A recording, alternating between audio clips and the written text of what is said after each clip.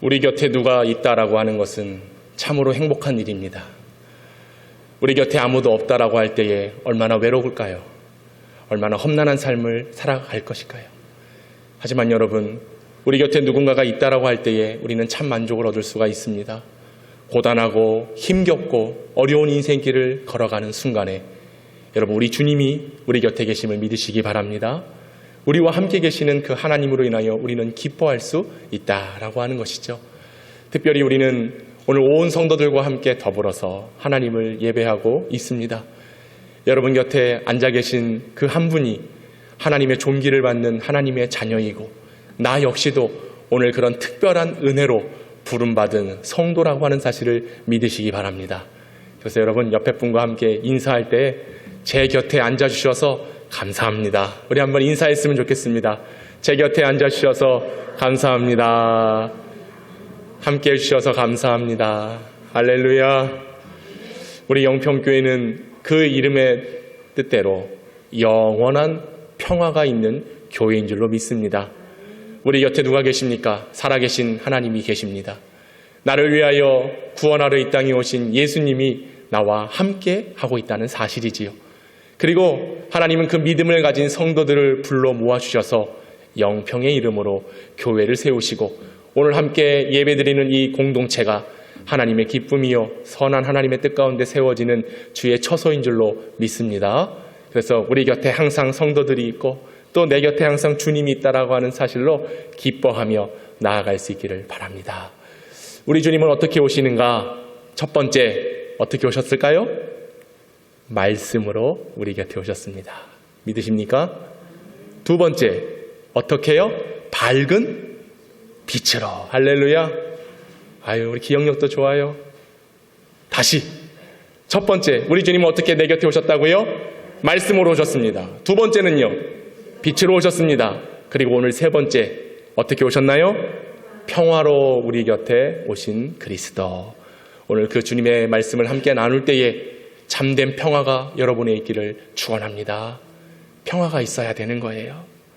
누가복음의 기록에 의하면 예수님께서 이 땅에 사람의 몸을 입고 오신다라고 하는 좋은 소식이 목자들에게 전해졌습니다. 목자들에게 받은 이 소식은 어떤 소식인가? 온 백성에게 미칠 큰 기쁨의 좋은 소식을 너희에게 전한다. 오늘날 다윗의 동네에 너희를 위하여 구주가 나셨으니 곧 그리스도 주시니라. 할렐루야. 이 기쁜 소식이 목자들에게 전해졌습니다. 뿐만 아니라 오늘 하나님을 예배하고 있는 우리 곁에서 말씀으로 응답하시고 빛으로 함께 하시는 주님께서 이 소식을 알려주고 있는 거예요. 너희를 위하여 구주가 나셨다. 믿으시기 바랍니다. 우리 예수님께서 나셨습니다. 이 기쁜 소식이 우리에게 전해진 것입니다. 이 나셨다라고 하는 것은 무엇을 뜻합니까? 생명의 탄생을 의미하는 거예요. 그러나 그리스도께서 나셨다라고 하는 것은 단순히 인간의 생명의 탄생과 해산을 통한 그 의미를 넘어서서 영원한 생명으로의 초대입니다. 사랑하는 여러분, 오늘 우리는 주님께로부터 초대를 받았습니다. 기쁜 소식, 복음의 메시지가 들려져서 이 은혜의 잔치와 하나님이 임재하시는 이곳에 들어올 수 있도록 초대를 받은 것입니다. 이것이 바로 예수 그리스도께서 우리를 위하여 구주로 나셨다라고 하는 소식인 것이죠. 이것은 마치요, 겨울이 되면은 땅이 다 얼어붙습니다. 그 어떤 생명도 존재하지 않고 모든 것들이 죽어 있는 것 같아요. 그러나 봄이 되면 어떻습니까? 이 땅에서 우음이 돋아납니다. 가지가 자라고 꽃이 피고 결실하는데 이것은 한 번으로 멈춰지지 않아요. 땅이 있고 열매가 있고 그리고 결실이 맺어진다고 한다면 영원히 반복되는 생명의 연속성을 보여주고 있는 것이죠. 그러면 우리 구주께서 나셨다, 예수께서 나셨다라고 하는 것은 한 번만 주어지고 끝나는 게 아니라 우리에게 영원토록 주어지는 영생의 복인 줄로 믿으시기 바랍니다. 지금 현재를 보십시오. 우리의 삶을 보십시오. 사실 아무것도 보이지 않아요. 절망 가운데 죽어가는 것이 바로 우리들입니다. 인간의 존재는 그런 거예요. 하지만 예수 그리스도께서 나심으로 인하여 우리는 생명의 초대, 영원한 생명의 초대를 받게 된 줄로 믿습니다. 그러기에 이 소식은 기쁨의 소식이 되는 겁니다.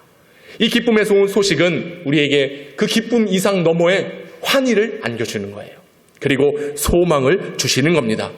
여러분, 이것이 생명의 메시지, 생명의 기쁜 소식인 것을 믿으시기 바랍니다. 그래서 이 기쁨의 잔치에서 늘 하나님을 예배하고 찬송하고 그 하나님으로 인하여 만족하고 기뻐하는 것, 이것이 우리가 걸어가는 신앙의 걸음이 되어야 될 줄로 믿습니다. 그래서 성경은요, 그 놀라운 소식을 받은 성도들과 온 백성들이 하나님을 찬양해야 된다. 특별히요, 성경에는요, 그 찬양의 가사까지도 알려주고 있는 겁니다. 누가복음 2장 14절인데요. 우리 다 같이 한번 읽어보도록 하겠습니다. 시작! 지극히 높은 곳에서는 하나님께 영광이요, 땅에서는 하나님이 기뻐하신 사람들 중에 평화로다 하니라. 할렐루야. 오늘 우리가 하나님을 찬양해야 될 가사가 무엇이냐? 지극히 높은 곳에서는 누구한테요? 하나님께 영광이요, 땅에서는 하나님이 기뻐하시는 사람들 중에 평화로다. 이 소식이 바로 우리에게 평화로 주어졌다라고 하는 사실입니다. 그러기에 우리 주께서 나셨다, 우리 주님께서 우리를 구원하시기 위해 이 땅에 오셨다라고 하는 것은 평화로 우리에게 다가오셨다, 평화로 우리 곁에 오셨다라는 것을 이야기하고 있는 것입니다. 그러므로 우리는 평화로 우리 곁에 오신 그리스도를 노래하며 찬양해야 될 줄로 믿습니다. 하나님께 영광이요, 땅에서는 하나님이 기뻐하신 사람들 중에 평화, 이 평화를 받았기에 이 평화를 누리도록 끝까지 주님 오시는 날까지 그 주님과 함께 하나님을 예배할 수 있는 저와 여러분 되기를 간절히 소망합니다. 이 평화가 무엇입니까? 회복이에요. 여러분, 회복되기를 원하시죠? 건강이 회복되기를 원하고, 가정이 회복되기를 원하고, 우리들의 자녀들, 또 기도하는 모든 제목들이 회복되기를 원하는데, 그 바라는 회복 가운데 가장 우선적으로 우리가 삼아야 될 것은 무엇이냐? 평화란 바로 하나님과의 관계 회복입니다. 우리는 죄인입니다. 죄와 죽음 가운데 사망 안에 머물러 있는 존재들이 바로 저와 여러분입니다. 이것은 무엇을 말하느냐? 하나님과 원수 되었다는 것을 말하는 거예요. 그래서 우리에게 화목을 주시기 위하여 평화로 다가오신 그리스도께서 우리에게 좋은 소식을 알려주시는 이유는 무엇이냐? 곧 죄로 인하여 원수된 이 관계의 회복을 위해서 그리스도께서 오셨다라고 하는 사실입니다. 여러분, 이 화평은 곧 그리스도와의 관계 회복인 거예요. 로마서 5장 10절과 11절은 이렇게 말씀합니다. 곧 우리가 원수 되었을 때에 그의 아들의 죽으심으로 말미암아 하나님과 화목하게 되었은즉 화목하게 된 자로서록 더욱 그의 살아나심으로 말미암아 구원을 받을 것이니라. 그뿐 아니라 이제 우리로 화목하게 하신 우리 주 예수 그리스도로 말미암아 하나님 안에서 또한 즐거워하느니라. 할렐루야. 우리에게 평화를 주신 이유가 무엇이냐? 바로 이 원수된 관계에서 우리를 회복하시고자, 하나님과의 관계 회복을 통하여 화목을 이루시기 위하여 우리 곁에 화평으로, 평화로 그리스도께서 오셨다라고 하는 사실입니다. 그러므로 여러분, 우리가 즐거워하고 기뻐하고 감사하는 이유가 바로 여기에 있는 것이죠. 사랑하는 여러분, 예수를 믿고 예수님 안에서 즐거워할 수 있기를 바랍니다. 예수를 믿고 기뻐한다, 즐거워한다라는 것은 뭐냐? 우리 곁에 평화로 오신 그리스도와 함께 동행하고 있다라는 것을 보여주고 있는 거예요. 사랑하는 여러분, 우리 곁에 우리 주님이 어떻게 오셨습니까? 말씀으로 오셨습니다. 밝은 빛으로 오셨습니다.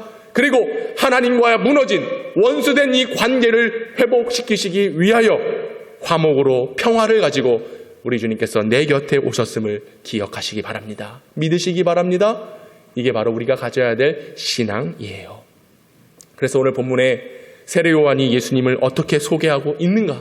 본문 29절 말씀을 우리 다 같이 한번 읽어보도록 하겠습니다. 29절 시작. 이튿날 요한이 예수께서 자기에게 나아오심을 보고 이르되 보라, 세상 죄를 지고 가는 하나님의 어린 양이로다. 보라, 세상 죄를 지고 가는 하나님의 어린 양이다. 이렇게 세례 요한은 예수님을 소개하고 있습니다.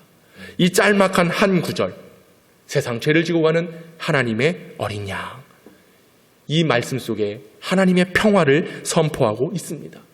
우리 곁에 주님이 어떻게 오셨는가 강력하게 어필하고 설명하고 있습니다.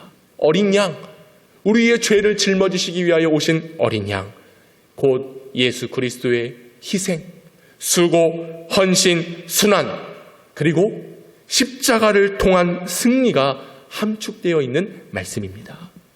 여러분, 세상 죄를 지고 가는 하나님의 어린 양이 바로 우리의 죄를 속죄하기 위하여 십자가를 지신 겁니다. 왜요? 하나님이 우리를 사랑하셨기에. 그 사랑의 뜻을 이루시기 위하여 예수님께서 어린 양으로 오셔서 우리에게 평화를 주신 거예요. 단번에 십자가에서 이루신 하나님의 구속의 은총입니다. 그래서 우리는 이 은혜를 받아 영원한 생명 안에 머무를 수 있습니다. 그리고 이 화평의 효력은 영원토록 유지될 수 있는 구원의 승리로 주어졌다라고 하는 것이죠. 여러분, 동서고금을 통틀어서 인간의 죄를 위하여 희생당하신 분이 있으십니까? 그런 사람은요, 온 인류 속에 단 한 사람도 없습니다. 오직 우리 예수님만이 나의 죄를 위하여 십자가를 지신 것입니다. 이분을 믿을 때에, 그리스도를 믿을 때에 참된 평화가 우리에게 주어지게 되는 것이죠. 사랑하는 여러분, 우리는 이 평화를 받았습니다. 우리 주님께서 이 땅에 오심으로 이미 이 민족과 이 세상과 교회와 믿음의 성도들 간에 이 놀라운 평화가 주어졌다라고 하는 사실이에요. 로마서 3장 23절, 24절 우리 다 같이 한번 읽어보겠습니다. 시작. 모든 사람이 죄를 범하였음에 하나님의 영광에 이르지 못하더니 그리스도 예수 안에 있는 속량으로 말미암아 하나님의 은혜로 값없이 의롭다 하심을 얻은 자 되었느니라. 할렐루야. 우리가 예수를 믿는다, 어린 양을 믿는다라고 할 때 그 은혜가 무엇입니까? 은혜로 값없이 의롭다 하심을 받은 거예요. 그분의 의로우심이 오늘 우리에게 주어졌습니다. 그 의로우심이 우리에게 전가되었기에 결코 평화를 이룰 수 없는 우리 인간이 하나님의 은혜로 말미암아, 구속의 은혜로 말미암아 평화를 얻게 된 줄로 믿습니다. 그 어린 양이 이 땅에 오셔서 어떻게 평화를 이루셨는가? 이사야 53장 5절은 이렇게 말씀합니다. 그가 찔림은 우리의 허물 때문이요, 그가 상함은 우리의 죄악 때문이라.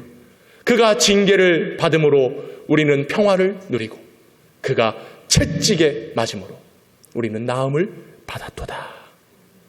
우리가 은혜로 값없이 놀란 은혜를 받게 된 이유가 바로 여기에 있는 것입니다. 예수 그리스도의 찔림, 상함, 징계, 그리고 채찍을 받으심으로 우리에게 평화를 주셨다라고 하는 것입니다.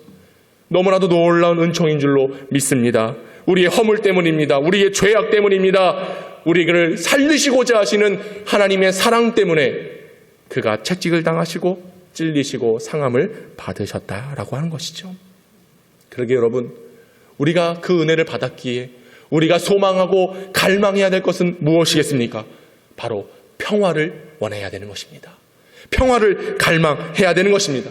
우리에게 반드시 필요한 것은 평화입니다. 그러나 세상을 살아가는 사람들, 그리고 안타깝게도 오늘 하나님을 예배하고 있는 성도들이 여전히 평화를 원하지 않아요. 하나님의 구원보다도 더 세상적인 것을 원하는 우리들의 약함을 복원합니다. 물질을 원하는 거 아니겠습니까? 명예를 원하는 거 아니겠습니까? 경제 성장을 이루어서 발전하여 잘 먹고 잘 사는 것, 이것을 우선순위로 꼽아 살아가는 것 아니겠습니까? 여러분 어떻습니까? 여러분이 바라고 있는, 간절히 원하는 그 한 가지가 평화 맞으십니까? 우리가 살아가면서 평화는 반드시 있어야 됩니다. 하나님과의 관계가 깨졌다, 평화의 관계가 깨져버렸기 때문에 우리는 죄와 삶의 문제를 떠안고 살아가는 것입니다. 그래서 평화가 필요한 거예요. 여러분, 우리가 살아가면서 평화가 없다고 생각해 보십시오. 사람이 살아가면서 평화가 반드시 필요합니다. 가정 안에 평화가 필요하고요, 직장 안에도 평화가 필요하고요, 사람이 살아가는 모든 요소마다 평화가 필요한 것입니다. 부부 안에 평화가 깨져버렸다, 부부관계를 유지할 수가 없는 거예요. 자녀들과 부모들과 형제들과 평화의 관계가 깨져버렸다, 그 삶이 온전한 삶이겠습니까? 절망이에요. 고통이에요. 어느 곳 하나 마음을 내다 놓을 수 없는 극심한 상황에 처하게 되는 것입니다. 그래서 평화가 중요한 거예요. 여러분, 세상에 평화가 없다고 생각해 보십시오. 법이 무슨 소용입니까? 불의와 또 불법이 난무하게 되는 것입니다. 자신의 목적을 위해서라면 어떤 일도 서슴지 않고 그 행한 일들을 악행을 저지를 것입니다. 왜요? 평화가 없기 때문에. 나만 잘 먹고 잘 살면 된다라고 하는 그런 개인주의가 팽배해지기 때문에 세상은 평화를 원치 않는 것입니다. 지금 그렇게 세상이 바뀌어져 가고 있는 것 같아서 얼마나 안타까운 현실입니까? 보십시오. 내년에 중국에서 올림픽이 열린다. 근데 각 나라들마다 지금 뭐 하고 있습니까? 보이콧. 참석하지 않겠다. 선수들은 보내겠지만 정치적으로 인권을 탄압하는 그런 중국의 모습에 나는 불만을 표시해서 보이콧하겠습니다. 이런 뉴스들을 우리가 듣고 있는 거 아니겠습니까? 왜요? 마지막 때가 가까울수록 평화의 관계를 유지하려고 하지 않는 거예요. 세상은 평화를 원하지만 사람들은 평화에서 떠나버리게 되는 것입니다. 여러분, 이 민족과 이 세상은 평화를 추구해야 되는 것입니다. 왜냐하면 마지막 때가 될수록 나라와 나라가 대적하는 거예요. 민족이 일어나서 서로 전쟁을 하는 것입니다. 그러다 보니 평화는 사라지죠. 사랑의 마음은 점점점 식어지는 것입니다. 기근과 지진이 일어납니다. 평화가 없는 세상, 우리 주님은 이때 곧 재난의 시작이다라고 말씀하십니다. 마지막 때가 될수록 재난은 시작되는 거예요. 그 이유가 무엇이냐? 평화로 그리스도가 오셨지만 평화의 신 주님을 받아들이지 않는 겁니다. 그러므로 평화가 다 깨져서 결국 전쟁이 일어나고 사랑이 식어지고 서로 미움, 헐뜯고 서로 이익만을 추구하면서 관계적인 모습만 나아가니 결코 평화를 이룰 수 없는 것이죠. 세상은 평화 원하지만 전쟁의 소문도 늘어간다. 이 모든 인간 고통 두려움뿐 그 지겨움 끝없네. 그러나 주 여기 계시니 우리가 아들 믿을 때에 그의 영으로 하나 돼. 우리가 아들 믿을 때에 그의 영으로 하나 돼. 할렐루야. 세상은 전쟁의 소문이 더 늘어가는 것입니다. 그러므로 인하여 우리는 그 인간 고통 속에 두렵고 그 지겨움이 끝이 없는 인생을 걸어가는 겁니다. 왜요? 평화가 없기 때문에. 하지만 그 평화를 이룰 수 있고 평화를 구축할 수 있고 평화를 만들어갈 수 있는 원인이 어디 있겠습니까? 우리가 그 아들을 믿을 때만이 가능한 것입니다. 그 예수를 나의 구주로 믿을 때만이 평화가 이루어지게 되는 것입니다. 여러분, 교회도 마찬가지입니다. 교회의 목적이 무엇인가? 평화 수호입니다. 이 땅의 절망 가운데 죄악으로 가득한 세상에 예수께서 십자가를 지신 이유가 무엇입니까? 그리고 3일 만에 부활하셔서 우리에게 부활의 증인들로 삼아주신 이유가 무엇입니까? 그것은 복음으로, 말씀으로, 그리스도의 사랑으로 어두워져 가고 있는 이 세상을 변화시키고 화목의 관계를 이루기 위하여 우리 주님께서 그렇게 하신 거 아니겠습니까? 그래서 오늘 부름받은 저와 여러분, 교회를 세워진 목적은 그 사랑과 그 진리로 평화를 이루도록 교회를 세워주신 겁니다. 이게 교회가 세워진 목적이에요. 근데 여러분 보십시오. 전쟁의 소문은 세상에만 있는 게 아닙니다. 어쩌면 교회 안에 그런 소문들이 더 많이 있는 것입니다. 말씀으로 빛으로 교회가 일어나서 세상의 빛과 소금이 되어야 되지만 여전히 교회는 오히려 더욱더 전쟁의 소문이 더해져 가는 것입니다. 세워진 목적을 다 잃어버렸습니다. 그러니 사람들의 마음이 더 강팍해지고 무뎌진 마음의 소유한 자들이 믿음대로 행하지 않는 것입니다. 교회의 본질을 잃어버리게 되었다라고 하는 것이죠. 평화가 있어야 됩니다. 평화의 관계가 이루어진 교회가 되어야 되는 것입니다. 저도 말씀으로, 빛으로, 화평으로, 평화로 우리 곁에 계신 그리스도, 내 곁에 계신 그리스도를 믿고 바라보며 동행하자 살아가자 말씀은 전합니다. 그러나 제 자신을 볼 때 내가 먼저 손 내밀지 못하고 여전히 관계의 어려움을 느끼는 것입니다. 그 자존심이 무엇이라고, 그 잘난 자존심이 무엇이라고, 그것 하나 굽히고 꺾기가 어렵습니다. 그러면서도 얘기합니다. 하나님 사랑해요. 하나님 예배해요. 이게 신앙 맞겠습니까? 저는 그럴 때마다 참 그래. 내 곁에 있는 그 누구 한 사람도 제대로 사랑하지 못하면서 하나님을 사랑한다. 요한은 그것이 거짓이라고 얘기하잖아요. 잘못됐다라고 얘기하잖아요. 교회 안에 평화가 없는데, 믿음의 사람들 간에 평화가 없는데 어찌 그리스도를 믿고 어찌 그리스도를 사랑한다라고 말할 수 있겠습니까? 사랑하는 여러분, 우리 교회는 어떤가요? 과연 우리 교회는 그 이름의 뜻대로 영원한 평화가 있습니까? 평안을 너에게 주노라. 그 평안이 저와 여러분에게 있는지 살펴보시기 바랍니다. 평화의 관계를 세워가야 되는 거예요. 예수를 믿음으로 평화를 이룩해 가야 되는 것이죠.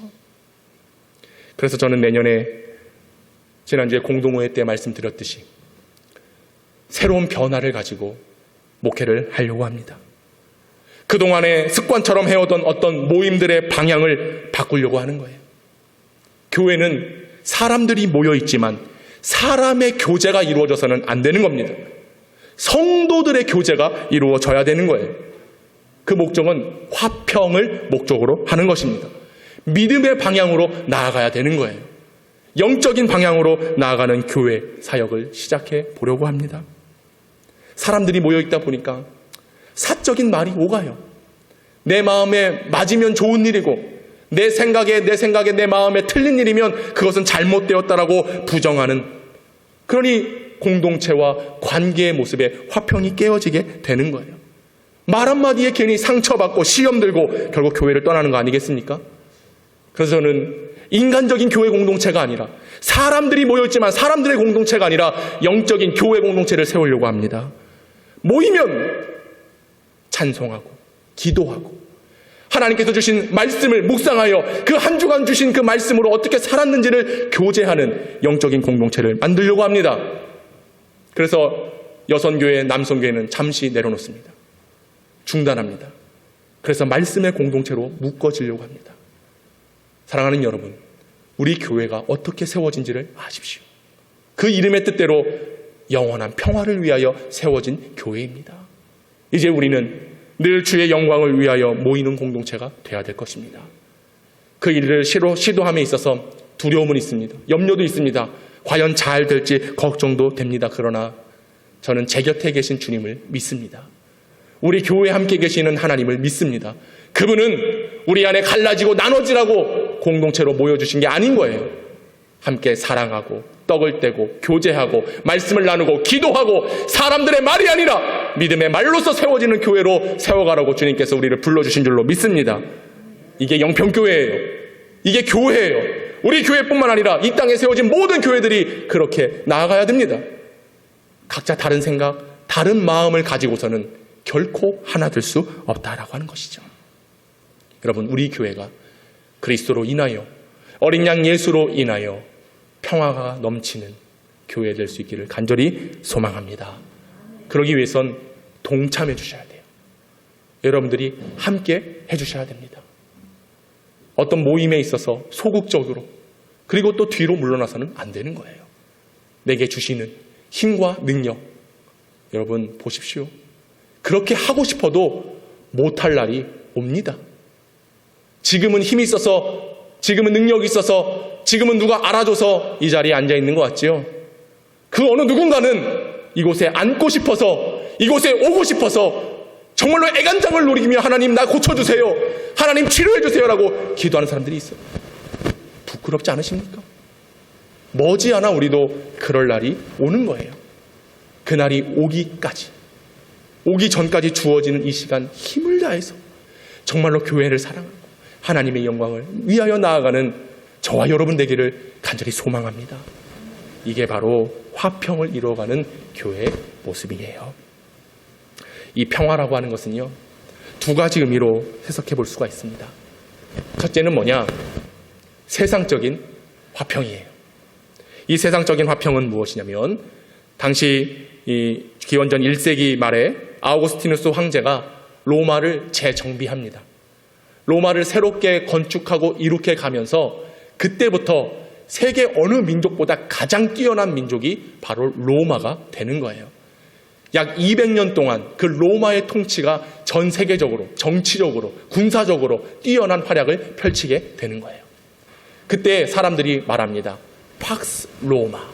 이 팍스라고 하는 것은 평화를 이야기하는 것입니다. 지금처럼만 되라. 지금처럼만 번영해라. 지금처럼만 부강해라. 그러면 그 어떤 누구도 우리를 뛰어넘지 못하고 로마는 영원하리라. 영원한 평화가 있을 것이다 라고 이야기하며 사람들이 팍스 로마를 이야기했습니다. 이것은 역사적으로나 철학적으로나 정치적으로나 기록되어 있는 사실이지요. 근데 여러분, 당시에 로마 사람들이 얘기하던 이 팍스 로마, 영원한 평화를 원했던 그들의 마음은 현세적입니다. 물질적입니다. 정치적이고 상대적으로 나보다 조금 더 누군가가 굽혀야 되고 그들은 사라져야 되고 내가 더 우위를 점하려고 하는 마음에서 시작된 사람의 욕심과 권력에서 비롯된 평화라고 하는 것입니다. 강자의 논리에 의해서 이루어지는 거예요. 근데 사람들은요, 그런 평화를 원하는 거예요. 우리나라가 전 세계적으로 이제 선진국이 되었다라고 이야기하지 않습니까? 근데 사람들은 이 선진국이 되었다라고 함 속에 이제 우리나라는 크게 번영할 것이다. 강대국이 될 것이다. 잘 먹고 잘 살게 될 것이다. 이것을 평화다라고 인식을 하는 겁니다. 그리고 또한 또 요즘 얼마나 우리 정세가 뒤숭숭합니까? 이제 대선을 앞두고 있다 보니까 사람들이 막 마음이 막 이리 갔다 저리 갔다 그러는 거예요. 근데 여러분, 정권이 바뀌고 새로운 지도자가 나온다고 평화가 올까요? 아니요. 저는 누가 대통령이 돼도 똑같다고 봅니다. 그랬으면 이전에 벌써 달라졌어야죠. 이전에 이미 새로워졌어야 되죠. 근데 우리는 생각하는 거예요. 야, 내가 지지하는 그 사람이 대통령이 되고 그 사람이 총리가 되고 국회의원이 되면 이 나라는 바뀌어질 것이다. 민주주의가 회복되고. 웃기는 소리 하지 마요. 똑같아요. 똑같아요. 그 사람이에요. 차마 욕을 할 수 없어서 그런 거지 그분이에요. 여러분, 사람이 바뀐다고 되느냐? 아니에요. 평화는 사람으로 주어지는 게 아닙니다. 사람들은 여전히 팍스 로마, 팍스 코리아, 대한민국을 꿈꾸곤 하지만 그 꿈은요, 허몽이에요. 허몽. 헛된 꿈이 돼버리고 마는 겁니다. 허상입니다. 허구입니다. 그리고 결국 허무만이 남는 거예요. 기대했지만, 소망하고 바랬지만 남는 건 하나도 없다라고 하는 것입니다. 사람들은 거기를 맹목적으로 추구합니다. 사람에게, 나라에, 정권에 희망이 있다. 이것만큼 어리석은 일이 없어요. 여러분, 저와 여러분은 그리스도인입니까? 아니면 세상의 사람들입니까? 세상의 사람들은 팍스 코리아를 이야기해요. 세상의 평화를 이야기합니다. 그러나 그리스도인은 우리의 죄를 짊어지시기 위하여 이 땅에 오신 예수 그리스도께 소망을 두고 예수님으로부터 주어지는 평화를 소유해야 될 줄로 믿습니다. 우리가 추구하는 바는 바로 그런 거예요. 하지만 여전히 세상적인 생각을 갖는다? 이건 사단이 주는 생각이에요. 육신적인 생각이에요. 인간적인 생각이에요. 결국 물질적이고 정치적이고 상대적으로 내가 우위를 점하려고 하는 결과만을 얻게 되는 것이죠. 여러분, 그래서 우리는 세상적인 평화를 원해서는 안 되는 거예요. 그럼 우리가 바라는 평화는 무엇인가? 우리 주님께서 요한복음 14장에 이렇게 말씀하십니다. 평안을 너희에게 끼치노니 곧 나의 평안을 너희에게 주노라. 내가 너희에게 주는 것은 세상이 주는 것과 같지 아니하리니 너희는 마음에 근심하지도 말고 두려워하지도 말라. 세상이 바라는 평화를 주님께서 주시는 것이 아닙니다. 우리가 목적으로 하고 우리가 뜻한 바는 세상에서 얻고자 하는 평화가 아니라는 거예요. 그럼 예수님께서 주시는 평화는 무엇이냐? 에이레네, 구약의 히브리 말로 하면은 샬롬입니다. 샬롬. 곧 하나님의 나라가 이 땅에 임하고 도래할 때에 얻어지는 평화. 이 평화가 진정한 평화입니다. 우리가 영원한 평화를 원합니다. 줄여서 뭐라고 하나요? 영평이라고 합니다. 그러나 우리가 바라는 영평은 세상에서 원하는 영평이 되어서는 안 돼요. 하나님 주신 에이레네와 샬롬의 선물을 받아서 그것이 곧 영원한 평안, 영평이 되어야 될 줄로 믿습니다. 그래서 우리 교회가 영평교회인 거예요. 이걸 알고는 교회를 다녀야지. 네. 제가 부임해서 우리 교회 이름 뜻이 무엇입니까? 그러니까 글쎄요. 교회를 40년 섬기면 뭐해? 교회 이름의 뜻도 모르는데. 영원한 평강. 근데 세상적이지 않는 겁니다.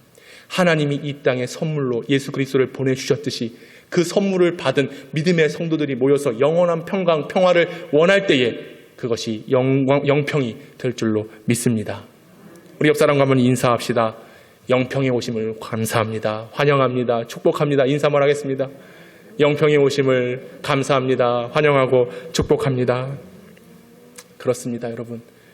예수님께서 이 땅에 오셔서 우리에게 영원한 평화를 주신다. 이것은 정말로 좋은 소식입니다. 첫 번째 서두에 들었던 말씀 다시 한번 복기해 볼까요? 온 백성에게 미칠 큰 기쁨의 좋은 소식이다. 그 소식이 무엇입니까? 우리를 위하여 구주 예수님이 나셨다라고 하는 사실입니다.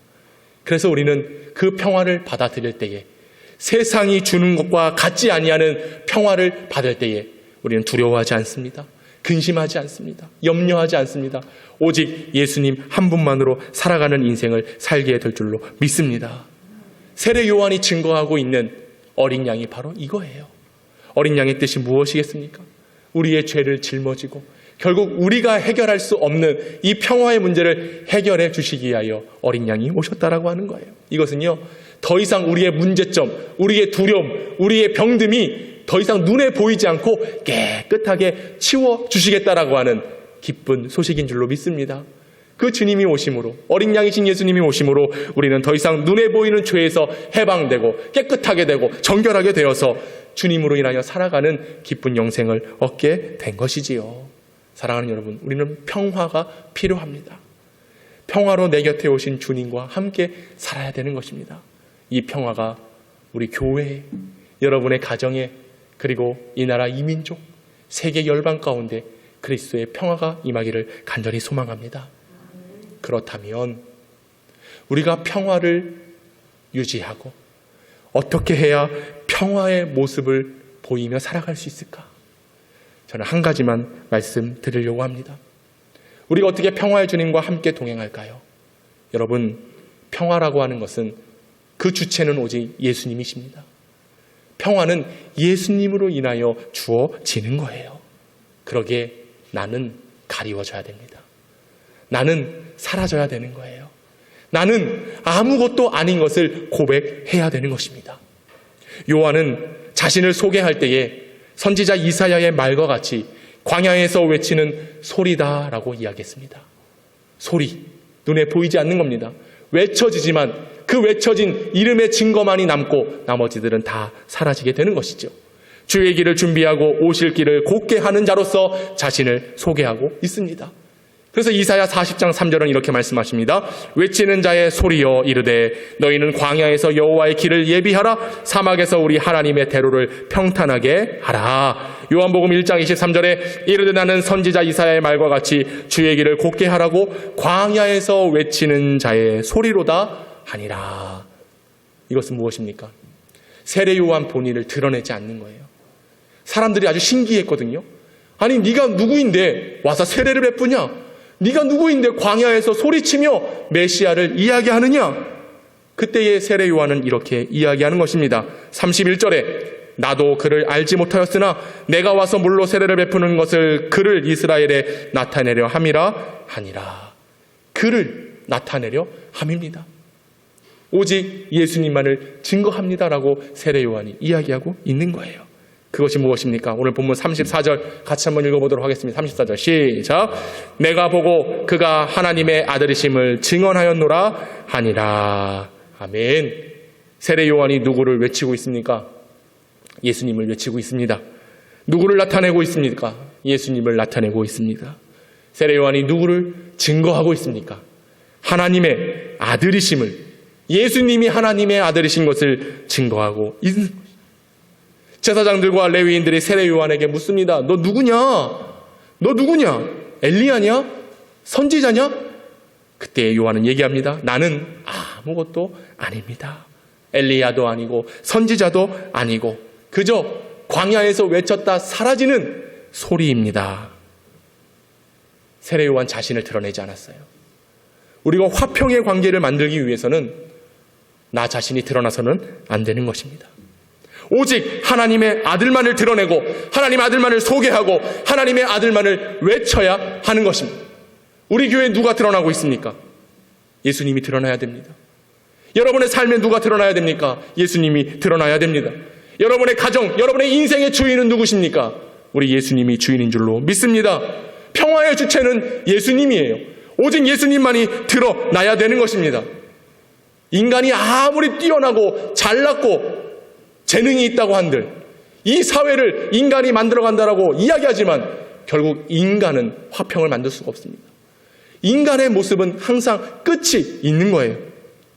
전도서 9장 3절은 이렇게 말합니다. 모든 사람의 결국은 일반이라. 이것은 해 아래에서 행해지는 모든 일 중에 악한 것이니 곧 인생의 마음에는 악이 가득하여 그들의 평생에 미친 마음을 품고 있다가 후에는 죽은 자들에게로 돌아가는 것이다. 이게 인간의 일반, 저와 여러분의 일반입니다. 본 모습이에요. 우리 안에는요, 악이 있어요. 그리고 평생에 미쳐 살아가는 겁니다. 그게 인생이에요. 그 끝은 결국 죽은 자들에게로 돌아가는 것. 이게 일반이란 것이죠. 이런 일반인 인생이 어찌 평화를 이루겠습니까? 어찌 화평을 이룰 수 있겠습니까? 그러므로 인간은, 사람은 가리워지는 거예요. 감추어져야 되는 거예요. 그리고 우리 예수님만이 드높여져야 될 줄로 믿습니다. 여러분, 우리 교회에 누가 드높여지고 있는지 보십시오. 누가 나타나고 있는지를 보십시오. 세례 요한의 아주 유명한 말이 있습니다. 요한복음 1장 27절 같이 읽어보겠습니다. 시작. 곧 내 뒤에 오시는 그이라 나는 그의 신발끈을 풀기도 감당하지 못하겠노라 하더라. 요한복음 3장 30절 시작. 그는 흥하여야 하겠고 나는 쇠하여야 하리라 하니라. 저와 여러분의 고백이 될 줄로 믿습니다. 그는 흥하셔야 되는 거예요. 예수님만이 나타나야 되는 것입니다. 오늘 말씀을 전하고 있는 이 높은 강단 위에 서 있는 저는 가리워져야 되는 거예요. 저는 사라져줘야 되는 거예요. 제가 보여서는 안 되는 거예요. 오직 예수님만이 나타나야 되는 겁니다. 제가 이 설교를 하면서 제가 말하고자 하는 제 견해를 이야기한다? 이건 잘못된 겁니다. 이 주시는 말씀 속에 그리스도가 증거돼야 되는 거예요. 근데 어떻습니까? 요즘 세상은 말 잘하고 뛰어나고 재능 있고 능력 있고 학위가 있고 큰 교회를 목회하고 있고 그런 사람들에 집중하는 겁니다. 그래서 그런 사람들을 성도들의 마음을 흔들어 놔요. 맹목적으로 목사만을 따르게 합니다. 그게 교회입니까? 그게 교회예요? 그 속에 하나님이 나타납니까? 말씀이 나타납니까? 어떤 증거가 나타납니까? 예수 없이는 그 모든 것들이 다 헛된 거예요. 미쳐 날뛰고 있는 것입니다. 여러분, 설교자가 서 있지만 설교자는 그저 통로일 뿐입니다. 예수 그리스도가 나와야 되는 거예요. 제 사역에서 예수 그리스도가 나와야 되는 거예요. 제가 목회하면서 예수 그리스도가 증거돼야 되는 거예요. 여러분의 삶도 마찬가지입니다. 말씀을 듣고 세상 가운데 살아갈 때에 화평을 이루고자 한다? 나는 사라져야 되는 거예요. 내 말과 내 생각의 뜻을 관철시켜서는 안 되는 겁니다. 교회를 세워가는 일은 바로 거기에 있어요. 오직 예수님만 드러내는 삶. 근데 계속 교회들이 목사가 부각되죠. 힘있고 권력을 가진 성도들이 부각되는 것입니다. 그러니 그들에게 힘이 쏠리고 개인의 명성과 물직을 탐하여서 여전히 자신의 세력을 확장시키려고 하는 그런 모습들이 한국 교회에 있는 것입니다. 그러니 교회를 자신의 힘으로 장악하고 때로는 세습도 마다않지 않고 법을 어기고 주어진 권한을 권력으로 남용하면서 자신의 힘을 누리려고 하는 예수는 온데간데 없습니다. 세상 사람들이 왜 교회를 탓합니까? 교회를 왜 욕합니까? 예수가 보이지 않기 때문에 그런 거예요. 말씀이 보이지 않기 때문에 그런 거예요. 여러분이 일상생활에서 여러분의 이웃이 여러분을 보면서 야, 당신은 참 그리스도인입니다라고 말을 듣습니까? 아니면 교회 다녔어? 라는 소리를 듣습니까? 여전히 내가 보이는 사람은 그런 말을 듣는 거예요. 그러나 나는 가리워지고 예수가 나타나는 사람은 하나님의 화평의 관계를 이룰 수 있게 된다는 것을 기억하시기 바랍니다. 그런 교회가 돼야 돼요. 이제 우리 교회는 사람의 말로 세워지는 교회가 되어서는 안 됩니다. 오직 하나님의 말씀으로 세워지는 교회가 될 줄로 믿습니다. 내 정에 의해서 내가 좋아하는 사람들로 의해서 세워지는 교회가 아니라 하나님의 사랑으로 세워지는 교회가 되어야 될 줄로 믿습니다. 누구 한 사람의 힘으로 좌지우지 돼서는 안 돼요. 그것이 저의 힘도 아니고 우리 장로님들의 힘도 아니고 권사님들의 힘도 아닙니다. 오직 십자가로 세워진 하나님의 은혜로 세워진 교회가 되어야 되는 거예요. 근데 여전히 우리는 내가 어떻게 한번 해보려고, 저라고 왜 안 그러겠습니까? 저도 그런 야망과 꿈이 있지요. 저도 그렇게 힘있게 목회하시는 목사님들 보면 때로는 인간적으로 부럽기도 해요. 아, 집사님 헌신합시다, 수고합시다. 그러면 아무 소리 안 하고 확 따라가는 성도들 보면 나도 부러워요. 부러워. 이전에 제가 우리 고등부 청년부 사역했을 때 누구누구야 이름 부르면 예 목사님 바로 뛰쳐나왔어. 바로 뛰쳐나왔어. 그 맛이요, 권력의 맛이에요. 야, 이거 해야 된다 그러면 예 알겠습니다. 그런 걸 사람들이 다 바라는 거잖아요. 그래서 힘을 얻으려고 하잖아요. 안타까운 것은 요즘 세상이 자꾸 교회가 그런 식으로 변질되고 있다라고 하는 거예요. 맞춰진 사명이 끝났으면 거기서 때로는 손도 떼야죠. 여전히 내가 해보려고, 내가 어떻게 좀 해보려고. 요즘에 좀 안타까운 이야기들은 목사들이 은퇴할 때가 됐는데 은퇴 안 하고 편법을 이용해서 계속 목회한다는 사람들이 있어요. 참 간도 커. 또 그뿐만 아니라 은퇴하고도 여전히 성도들한테 연락 취해가지고 개인적인 사람들로 삼아가지고 손 놓을 때는 놔야지. 여전히 그것을 판단하지 못하고 결국 그것이요 나중에는 평화의 관계를 깨트려버리는 거예요. 누구 때문에? 사람이 앞세워진 그 마음 때문에, 그 행동들 때문에. 사랑하는 여러분, 저는 주님 앞에 정말로 말합니다. 여러분 앞에 고합니다. 제가 혹여나 제가 드러나려고 하고 제 목소리가 높아지려고 할 때에 여러분이 저를 위해서 기도해 주십시오. 제가 받은 사명은 그겁니다. 주어진 시간, 주어진 사명 속 오늘 우리 장로님 기도하여 주셨지만 사명 마치는 그때까지 그것이 하나님의 뜻이거든 나는 감추어지고 오직 예수 그리스도만을 높이는 목회를 할 것입니다. 여러분들도 그동안 여러분들이 우리 교회를 어떻게 세워오셨는지 잘 압니다. 하지만 이제는 주의 영광이 나타나야 될 때인 것입니다. 내 말이 아니라 하나님의 말씀으로 세워져야 될 때인 것입니다. 여러분이 그동안 함께하지 못했고 헌신하지 못했다고 한다면 이제 정말로 내 모든 것을 다 내어드리고 나의 죄를 위하여 어린 양으로 오셨다고 이 사실을 안다고 한다면, 믿는다 한다면 우리의 삶은 달라질 것입니다. 하나님께서 그렇게 변화시켜 주실 줄로 믿습니다. 영원한 평강, 이것이 어떻게 이루어지겠습니까? 곧 예수님을 드러낼 때에, 예수님으로 인하여 세워질 때에 우리 교회가 그리고 이 민족이 세계 열방에 참된 평화가 이루어지게 될 줄로 믿습니다. 내 곁에 평화로 오신 그리스도, 그 그리스도와 함께 승리하며 나아가는 저와 여러분 될 수 있기를 주님의 이름으로 축원합니다.